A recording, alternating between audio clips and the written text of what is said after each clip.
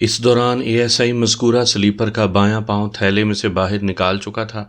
میں نے دکان کے مالک کو مخاطب کرتے ہوئے کہا، بنات خان، مجھے پیر دھنی شاہ کے آستانے میں سے زنانہ چپل کا ایک پاؤں ملا ہے اور مجھے یقین ہے کہ وہ چپل تمہاری دکان سے خریدا گیا ہے۔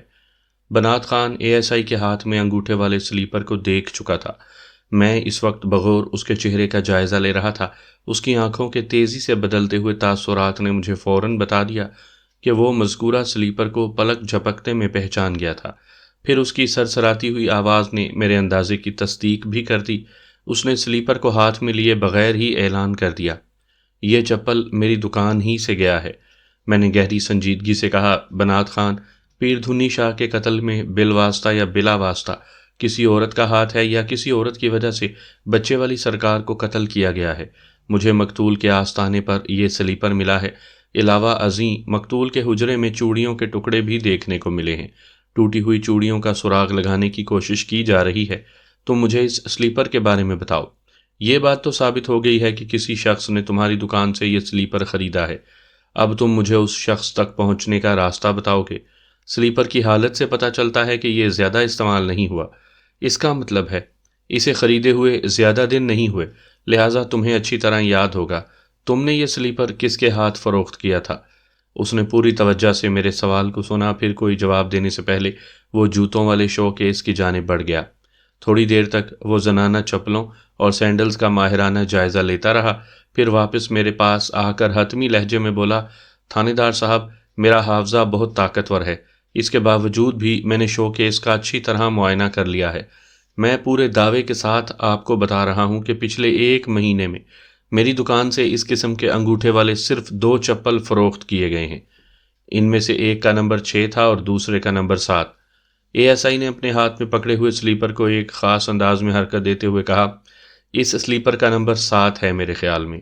جی، آپ کا خیال بالکل صحیح ہے، بنات خان نے ٹھہرے ہوئے لہجے میں کہا۔ 7 کا یہ چپل ہم نے 2 دن پہلے ہی بیچا ہے، اور میں نے جس دوسرے 6 نمبر کے چپل کا ذکر کیا ہے وہ لگ بھگ 20 دن قبل فروخت کیا گیا تھا۔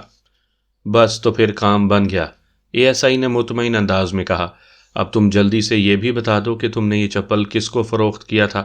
اے ایس آئی کا اشارہ 7 نمبر والے سلیپر کی جانب تھا۔ تھوڑی دیر پہلے تم اپنے حافظے کی مضبوطی کا دعویٰ تو کر ہی چکے ہو۔ میں دونوں چپل کے خریداروں کو جانتا ہوں جناب، بنات خان نے میری طرف دیکھتے ہوئے فخریہ انداز میں کہا، پھر مزید تفصیل بیان کرتے ہوئے بتانے لگا، 20 دن پہلے چاچا فضلو اپنی بیوی کلثوم کے ساتھ میری دکان پر آیا تھا۔ کلثوم کا پاؤں زیادہ بڑا نہیں، اس نے انگوٹھے والا چپل پسند کیا۔ میں نے 6 نمبر کا ایک چپل اس کے ہاتھ فروخت کر دیا۔ وہ لمحہ بھر کو سانس لینے کی غرض سے متوقف ہوا، پھر اضافہ کرتے ہوئے بولا، اور 2 دن قبل ماسی مختارہ اپنی بیٹی ختیجہ کو لے کر یہاں آئی تھی۔ ختیجہ کی شادی کو 1.5 مہینہ ہوا ہے۔ آج کل وہ اپنی ماں کے پاس یہیں نواں کوٹ آئی ہوئی ہے۔ جس چپل کا الٹا پاؤں آپ مجھے دکھا رہے ہیں، یہ 2 دن پہلے ختیجہ کے لیے خریدی گئی تھی، لیکن اچانک اس کے لہجے میں تذبذب در آیا۔ ختیجہ پیر دھنی شاہ کو کیوں قتل کرے گی؟ وہ بڑبڑانے والے انداز میں بولا۔ گاؤں دیہات اور چھوٹے قصبہ جات کی ایک خصوصیت یہ بھی ہوتی ہے کہ وہاں کا ہر شخص دوسرے تمام افراد سے بخوبی واقف ہوتا ہے۔ جدید شہروں کی طرح نہیں کہ پڑوسی کی کوئی خبر ہے اور نہ ہی وہ اس کا نام جانتا ہے۔ بنات خان نے جس تفصیل سے مجھے اپنے 2 خریداروں کے جوتوں کے بارے میں بتایا تھا، اس میں اس کی یادداشت اور حافظے کی مضبوطی سے زیادہ اس مخصوص معاشرتی حس کا ہاتھ تھا جو ماحول خود بخود انسان کے اندر پیدا کر دیتا ہے۔ آپ اسے فطرت ثانیہ بھی کہہ سکتے ہیں۔ گاؤں دیہات کے دکانداروں کی یہ مخصوص حس کچھ زیادہ ہی بیدار ہوتی ہے، جس کا ایک ثبوت بنات خان چپل فروش بھی تھا۔ میں نے بنات خان کی بڑبڑاہٹ کے جواب میں کہا، کون کس کو قتل کر سکتا ہے اور کون نہیں کر سکتا، تم اس چکر میں پڑھ کر اپنے ذہن کو نہ الجھاؤ۔ یہ کام میرے لیے چھوڑتے ہوئے تم مجھے چاچا فضلو اور ماسی مختارہ کے گھروں کے بارے میں بتا دو۔ اس وقت جس قسم کے حالات سے سامنا تھا اس کے پیش نظر تو ماسی مختارہ اور اس کی بیٹی ختیجہ ہی میرا اصل ٹارگٹ تھا، لیکن میں نے احتیاطاً فضلو چاچا کے بارے میں بھی پوچھ لیا تھا۔ بنات خان نے بڑی تفصیل سے مجھے ان دونوں گھروں کا پتہ بتا دیا۔ اے ایس آئی نواں کوٹ کا ہی رہنے والا تھا اور اس علاقے کے چپے چپے سے واقفیت رکھتا تھا، لیکن ایڈریس سمجھنے میں ہمیں کسی دقت کا سامنا نہیں کرنا پڑا۔ خان بوٹ ہاؤس پر میرا کام ختم ہو گیا تھا، لہٰذا میں نے کھڑے ہوتے ہوئے کہا، بنات خان، پیر دھنی شاہ کا قتل کسی معمے سے کم نہیں، تم بھی اپنی آنکھیں اور کان کھلے رکھو۔ اگر اس سلسلے میں تمہیں کوئی خاص بات پتہ چلے تو تھانے آ کر فوراً مجھے بتانا۔ اس نے اپنے تعاون کا پورا یقین دلایا تو ہم اس کی دکان سے باہر نکل آئے۔ بارش کی شدت میں کمی آ گئی تھی، اس وقت ہلکی بوندا باندی ہو رہی تھی۔ میرے ساتھ قدم اٹھاتے ہوئے ASI حفیظ راجپوت نے کہا، ملک صاحب، ان دونوں گھروں کو ابھی چیک کرنا ہے یا بعد میں؟ بعد میں کیا مطلب؟ میں نے قدرے سخت لہجے میں کہا، کیا ابھی ان کی طرف جانے میں کوئی قباحت ہے؟ قباحت تو کوئی نہیں جناب، وہ جلدی سے بولا، میں بارش کی وجہ سے کہہ رہا تھا، اور دوسری بات یہ کہ کھانے کا وقت ہو گیا ہے، میں بڑی تیز بھوک محسوس کر رہا ہوں۔ میں نے ٹھہرے ہوئے انداز میں کہا، حفیظ، بارش کی تو تم فکر نہ کرو، ہم نے اپنے سروں پر چھتریاں تان رکھی ہیں، یہ ہلکی پھلکی بوندا باندی ہمارے راستے کی رکاوٹ نہیں بن سکتی، اور جہاں تک بھوک کا تعلق ہے، میں نے دانستہ جملہ ادھورا چھوڑا، پھر ایک لمحے کے توقف سے اضافہ کرتے ہوئے کہا، کھانا ہم کھائیں گے اور خوب ڈٹ کر کھائیں گے، لیکن پہلے کام مکمل ہونا چاہیے۔ ASI بھوک کے معاملے میں خاصا کچا واقعہ ہوا تھا، کمزور سے احتجاجی انداز میں بولا، ملک صاحب، میں نے تو سن رکھا ہے کہ اول طعام بعد کام۔ تم نے کچھ غلط نہیں سن رکھا حفیظ، میں نے گہری سنجیدگی سے کہا، یہ کہاوت یا محاورہ عام حالات کے لیے ہے، لیکن اگر انسان مخصوص نوعیت کے ہنگامی حالات سے دوچار ہو تو اس محاورے کی شکل بدل جاتی ہے۔ ہم اس وقت جس قسم کی سچویشن سے گزر رہے ہیں اس کا تقاضا تو یہ ہے کہ اول کام بعد طعام پھر آرام۔ ASI نے شاکی نظروں سے مجھے دیکھا لیکن منہ سے کچھ نہ بولا۔ میں نے سمجھانے والے انداز میں کہا، بھوک مجھے بھی لگ رہی ہے، لیکن جب تک میں قتل کی اس واردات کو کسی کروٹ بٹھا نہیں دیتا مجھے سکون نہیں ملے گا۔ تم فکر نہ کرو، فضلو چاچا اور ماسی مختارہ کا انٹرویو کرنے کے بعد ہم سیدھے تھانے جائیں گے اور خوب سیر ہو کر کھانا کھائیں گے۔ اس کے مزید اطمینان کے لیے میں نے دھنی شاہ کا تڑکا بھی لگا دیا۔ نہایت ہی چبھتے ہوئے انداز میں نے کہا، حفیظ، مجھے تو تمہاری بھوک پر شدید حیرت ہو رہی ہے۔ تمہارے پیر و مرشد دھنی شاہ المعروف بچہ والی سرکار کو کسی نے بڑی بے دردی سے قتل کیا ہے۔ ہم اس وقت دھنی شاہ کے قاتل کا سراغ لگانے کے لیے کوشاں ہیں۔ ان حالات میں تو تمہاری بھوک، پیاس اور نیند اڑ جانی چاہیے، اور تم ہو کہ اپنے پیر سائیں کو فراموش کر کے بھوک بھوک چلاتے پھر رہے ہو۔ یہ کیسی پیری مریدی ہے راجپوت صاحب؟ میرے یہ کلمات کسی تیز رفتار اور خطرناک باؤنسر سے کم نہیں تھے۔ ASI اس بال کو کھیلنے کی اہلیت نہیں رکھتا تھا، لہٰذا مار کھا گیا۔ اس سے پہلے بھی آستانے کی طرف آتے ہوئے میں نے اسے ایک کڑوی خوراک پلائی تھی، اس ڈوز نے تو اس کی بولتی بند کر دی۔ وہ سر کو نفی میں جھٹکتے ہوئے خاموشی سے آگے بڑھنے لگا۔ اس خاموشی میں ندامت اور خفت کا امتزاج پایا جاتا تھا۔ تھوڑی ہی دیر بعد ہم فضل کریم اور فضلو چاچا کے گھر کے سامنے کھڑے تھے۔ اس وقت تک بارش تھم گئی تھی اور معطلہ ایک مرتبہ پھر کھل کر صاف ہونے کے لیے پر تول رہا تھا۔ فضلو اور اس کی بیوی کلثوم گھر میں موجود نہیں تھے۔ پڑوسیوں نے بتایا کہ وہ پچھلے 3 روز سے موزہ ٹھکر کے گئے ہوئے ہیں اور ان کی واپسی میں ابھی ہفتہ بھر لگ جائے گا۔ فضل کریم کو میں احتیاطاً ٹچ کرنا چاہتا تھا، ویسے اس کی بیوی اور بیوی کے 6 نمبر سلیپر کا پیر دھنی شاہ کے قتل سے کوئی تعلق دکھائی نہیں دیتا تھا۔ وہ لوگ اگر ٹھکر کے گئے ہوئے تھے تو وہی خوش رہیں۔ یہ سوچتے ہوئے ہم ماسی مختارہ کے گھر کی طرف بڑھ گئے۔ ماسی مختارہ اس وقت گھر میں موجود تھی۔ ہماری دستک کے جواب میں دروازہ اسی نے کھولا۔ اپنے سامنے 2 وردی پوش افراد کو کھڑے دیکھ کر وہ گھبرا گئی۔ پولیس ڈپارٹمنٹ کی وردی کا اپنا ہی ایک تاثر ہوتا ہے، کوئی مجرم ہو یا بے گناہ، اسے دیکھ کر خوف زدہ ضرور ہو جاتا ہے۔ چنانچہ مختارہ کا رد عمل فطری تھا۔ قبل اس کے کہ وہ گھبراہٹ میں دروازہ بند کر دیتی، ASI نے بڑی رسان سے کہا، ماسی، ہم مقامی تھانے سے آئے ہیں۔ پھر اس نے میری جانب اشارہ کیا، یہ اس علاقے کے تھانہ انچارج ملک صفدر حیات ہیں، ایک ضروری سلسلے میں تم سے تھوڑی پوچھ گچھ کرنی ہے۔ پریشان ہونے کی ضرورت نہیں، ہم جلدی واپس چلے جائیں گے۔ ماسی مختارہ کے چہرے پر اطمینان کی جھلک نمودار ہوئی۔ اس موقع پر میں نے اضافہ کرتے ہوئے کہا، اور یہ پوچھ گچھ یہاں گلی میں کھڑے ہو کر نہیں کی جا سکتی؟ کیا تمہارے گھر میں بیٹھنے کی کوئی جگہ نہیں؟ وہ اضطراری انداز میں جلدی سے بولی، ٹھہریں جی، میں بیٹھک کا دروازہ کھولتی ہوں۔ اگلے ہی لمحے ہم دونوں اس کی بیٹھک میں بیٹھے تھے۔ اس کمرے کو بیٹھک کا شرف بخشتے ہوئے کسی خاص آرائش و زیبائش کی ضرورت محسوس نہیں کی گئی تھی۔ 2 دیواروں کے آمنے سامنے 2 چارپائیاں بچھی ہوئی تھیں جن پر رنگدار چادریں ڈال دی گئی تھیں۔ تیسری دیوار کے ساتھ ایک چھوٹی سی چوبی میز رکھی دکھائی دیتی تھی میں اور ASI ایک چارپائی پر براجمان ہو چکے تو مختارہ نے کہا، آپ لوگ آرام سے بیٹھو، میں آپ کے لیے کوئی چائے پانی کا بندوبست کرتی ہوں۔ اس تکلف کی قطعاً کوئی ضرورت نہیں، میں نے ہاتھ کے اشارے سے اسے منع کرتے ہوئے کہا۔ بندوبست آج کل اپنے دھیان میں لگا ہوا ہے اور اس نے کسی اور کو بھی دھیان میں لگا رکھا ہے، ان دونوں کو اپنے حال میں مست رہنے دو۔ میں لمحے بھر کو سانس لینے کے لیے رکا، پھر اضافہ کرتے ہوئے کہا، تم ادھر ہی بیٹھ جاؤ، میں تم سے 2-4 سوالات کرنے کے بعد واپس چلا جاؤں گا۔ اس نے ٹٹولتی ہوئی نظر سے مجھے دیکھا، پھر بیٹھک میں چاروں جانب نگاہ دوڑانے لگی۔ مجھے یہ سمجھنے میں دیر نہ لگی کہ وہ بیٹھنے کے لیے موزوں جگہ کی تلاش میں تھی۔ پھر اس کی متلاشی نظر دوسری دیوار کے ساتھ بچھی ہوئی چارپائی پر جا کر رک گئی۔ اس کے ساتھ ہی مختارہ نے مذکورہ چارپائی کی طرف قدم بڑھا دیے۔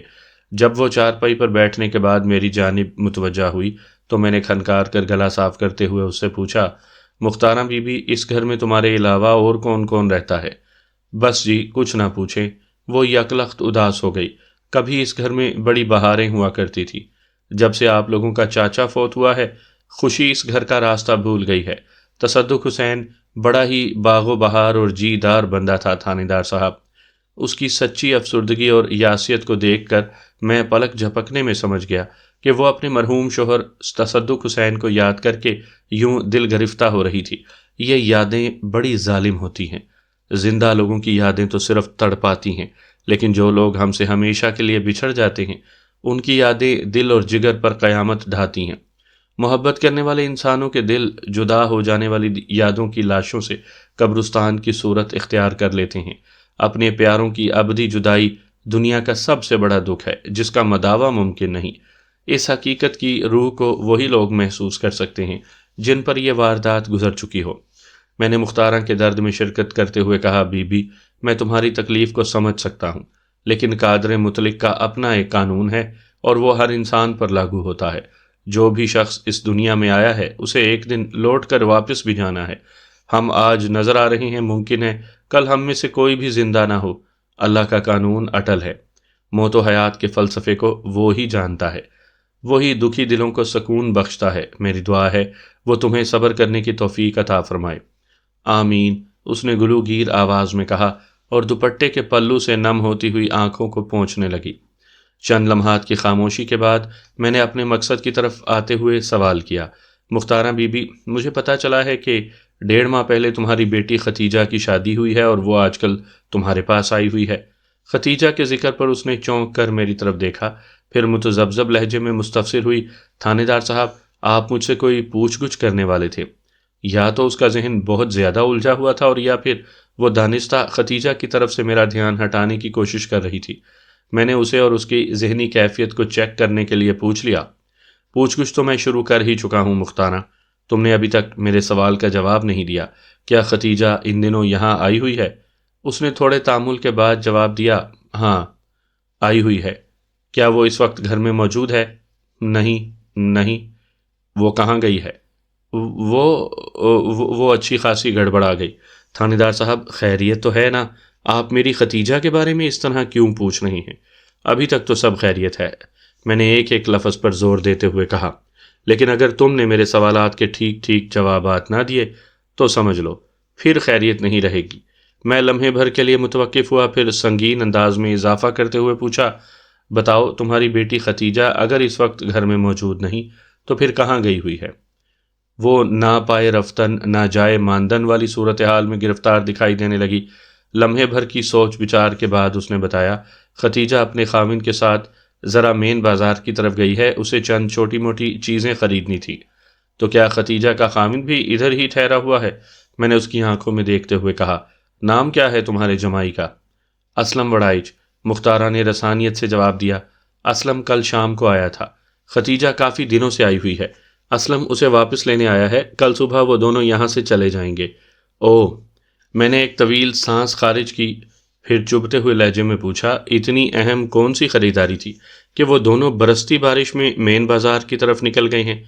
بارش تو ان کے جانے کے بعد شروع ہوئی تھی تھانے دار صاحب، وہ وضاحت کرنے والے انداز میں بولی۔ میں تو خود ان کے جانے کے بعد پریشان ہو گئی تھی، اللہ کا شکر ہے کہ اس وقت بارش رکی ہوئی ہے، اب وہ دونوں جلدی سے گھر آ جائیں تو میں بھی سکون کی سانس لوں۔ وہ ایک لمحے کو خاموش ہوئی، پھر سوال کرنے سے باز نہ رہ سکی، تھانے دار صاحب آپ نے ابھی تک اصل بات نہیں بتائی، آپ کس سلسلے میں تفتیش کرتے پھر رہی ہیں؟ لو، اصل بات بھی سن لو مختارہ، میں نے اس کے چہرے پر نگاہ جماتے ہوئے کہا۔ تمہیں یہ تو پتہ چل ہی چکا ہوگا کہ پچھلی رات کسی نے بچے والی سرکار کو اس کے آستانے پر قتل کر دیا ہے۔ میں اسی سلسلے میں تفتیش کر رہا ہوں، مجھے قاتل کی تلاش ہے۔ اوہ! اس کا چہرہ متغیر ہو گیا، آنکھوں میں خوف ہراس منڈلانے لگا۔ پھنسی پھنسی آواز میں اس نے کہا، ہمارا پیر دھنی شاہ، اس کے قتل سے کیا تعلق، کیا واسطہ؟ تعلق واسطہ نکلا ہے تو میں تمہارے دروازے پر آیا ہوں نا، میں نے قدرے سخت لہجے میں کہا۔ مقتول کے آستانے سے ایک ایسا سراغ ملا ہے جس کی تفتیش کرتے ہوئے میں تمہارے پاس پہنچ گیا ہوں۔ کون سا سراغ؟ وہ ہکلاہٹ آمیز لہجے میں بولی۔ میں نے A S I Hafeez Rajput کی طرف دیکھتے ہوئے تہکمانہ لہجے میں کہا، مختارہ بی بی کو وہ سراغ دکھاؤ بھائی۔ اے ایس آئی نے فوراً تھیلا کھولا اور انگوٹھے والے سلیپر کا بایاں پاؤں نکال کر مختارہ بی بی کی آنکھوں کے سامنے لہرایا۔ اس دوران میں بڑی جائزہ نظر سے مختارہ کے چہرے کے تاثرات ملاحظہ کر رہا تھا۔ میں نے دیکھا کہ وہ مذکورہ سلیپر پر نگاہ پڑتے ہی حیرت بھرے انداز میں چونکی تھی۔ پھر لذیذہ آواز میں اس نے مجھ سے استفسار کیا، یہ آپ کو کہاں سے ملا؟ پہلے تمہیں میرے سوال کا جواب دینا ہوگا۔ میں نے کڑے تیوروں سے اسے گھورا۔ کیا یہ تمہاری بیٹی ختیجہ کے سلیپر کا پاؤں ہے جو 2 دن پہلے تم نے ختیجہ کو خان بوٹ ہاؤس سے خرید کر دیا تھا؟ جی۔ اس کی ہکلاہٹ میں گہری تشویش بھی شامل ہو گئی۔ سلیپر کا یہ پاؤں آپ کے پاس کیسے پہنچ گیا؟ اس نے حیرت بھرے لہجے میں کہا۔ سامعین کرام، آپ سن رہی ہیں ملک صفدر حیات کی تفتیشی داستانوں کے سلسلے میں ایک دلچسپ اردو داستان جس کا نام ہے کاروباری۔ یہ اس سلسلے کی قسط نمبر 3 ہے۔ مجھے امید ہے آپ کو میری یہ کاوش پسند آ رہی ہوگی۔ آپ نے اگر ابھی تک میرا چینل کہانی گھر سبسکرائب نہیں کیا تو ابھی میرے چینل کو سبسکرائب کر کے بیل نوٹیفیکیشن آن کر لیجئے تاکہ آنے والی ہر نئی کہانی کی اطلاع بر وقت آپ تک پہنچ سکے۔ اس کی ہکلاہٹ میں گہری تشویش بھی شامل ہو گئی۔ سلیپر کا یہ پاؤں آپ کے پاس کیسے پہنچ گیا؟ اس نے حیرت بھرے لہجے میں پوچھا۔ میں نے کہا، جوتا کوئی بھی ہو وہ از خود کہیں آ جا نہیں سکتا۔ یہ تو انسان کے پاؤں ہوتے ہیں جو اسے ایک جگہ سے دوسری جگہ دوڑاتے پھرتے ہیں۔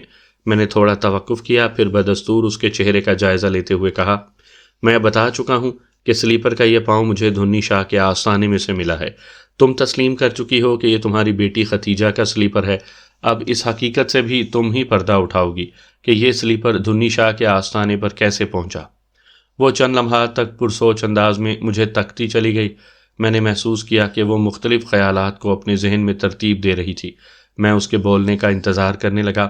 اس نے مجھے زیادہ انتظار نہیں کروایا اور ٹھہر ٹھہر کر بتانے لگی، کہنے اور سننے میں تو یہی آتا ہے کہ ساسوں کو اپنی بہوؤں کی گود بھری ہو رہی دیکھنے کی بڑی جلدی ہوتی ہے، لیکن میں اس معاملے میں 100 سانسوں سے بڑھ کر بے قرار ہوں۔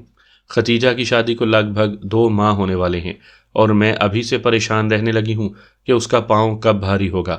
وہ سانس ہموار کرنے کے لیے تھوڑا متوقف ہوئی، پھر سلسلہ کلام کو جاری رکھتے ہوئے بولی، ہمارے علاقے کے پیر دھنی شاہ اور بچے والی سرکار اس معاملے میں بڑی شہرت رکھتے ہیں۔ بعض بے اولاد عورتیں تو 30 سال بعد بھی ان کی دعا اور دم سے صاحب اولاد ہوئی ہیں۔ پیر صاحب کے آستانے پر جو بھی گیا جولی بھر کر لایا، وہاں من کی مرادیں پوری ہوتی ہیں۔ کئی بانجھ عورتیں بھی پیر صاحب کے در سے فیض اٹھا چکی ہیں۔ ختیجہ کی شادی کو ابھی زیادہ عرصہ نہیں ہوا، لیکن میں اس کی طرف سے خاصی تشویش میں رہتی ہوں، اور یہی تشویش مجھے دھنی شاہ کے آستانے پر لے گئی تھی۔ مختارہ نے لمحاتی توقف کیا تو میں نے فوراً سوال داغ دیا، تم یقیناً کل رات اپنی بیٹی ختیجہ کے ہمراہ پیر دھنی شاہ کے آستانے پر گئی ہوگی؟ نہیں تھانے دار صاحب، اس نے نفی میں گردن ہلاتے ہوئے جواب دیا، یہ واقعہ 2 روز پہلے کا ہے، جس روز میں نے خان بوٹ ہاؤس سے ختیجہ کا یہ سلیپر دلوایا تھا۔